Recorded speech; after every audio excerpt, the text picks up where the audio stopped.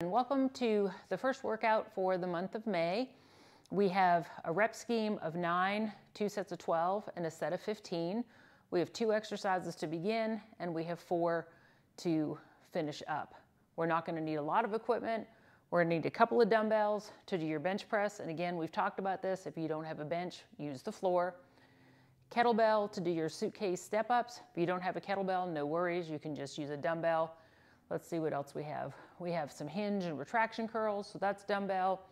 Band, angles 90, seated rows. Again, if you don't have those angles 90 handles, use a towel. Kettlebell, take it and leave it deadlifts. Those really are done better with a kettlebell. You can use it, with a,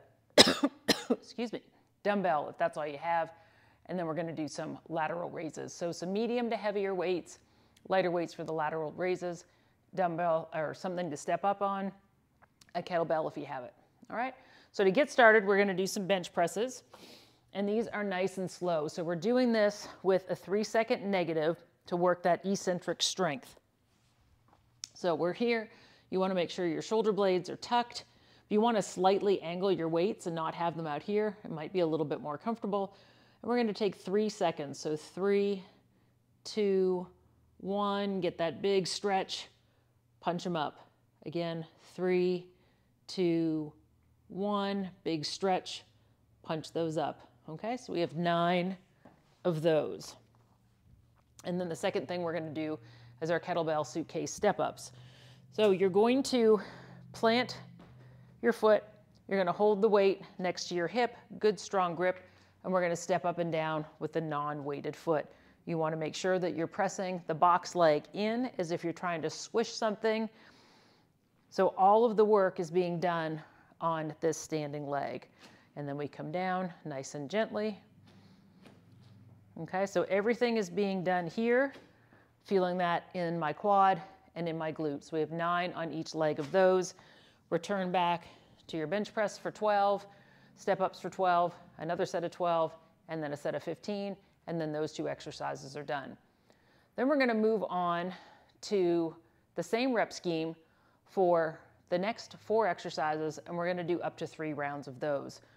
So we're gonna start with our dumbbell hinge and retraction curl. I'll show you from a couple different angles. So I'm gonna hinge and then retraction curl. So notice I'm pulling up and back with my curl. So it's a little hinge, retract, showing you from the front. A little hinge, retract. So my elbows, as you can see, are always pointed towards the back of the room. So you have 9 of those. Then we're gonna have a seat. So let's do this, move this out of the way.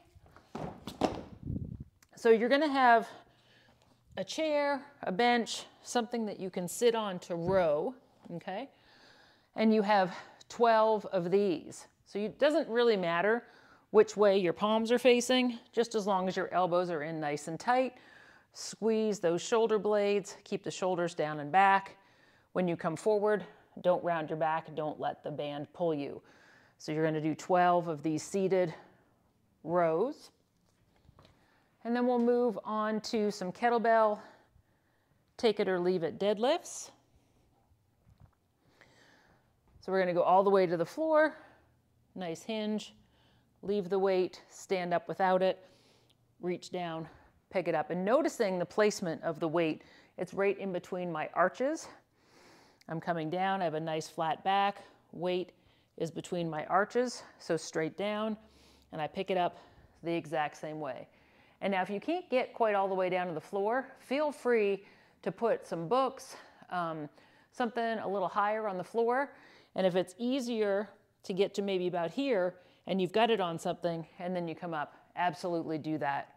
You wanna make sure that your back stays nice and flat for the whole movement and that we don't start to cave in or feel it pull anywhere. So if you need to elevate the floor and bring that a little closer to you, then by all means do that.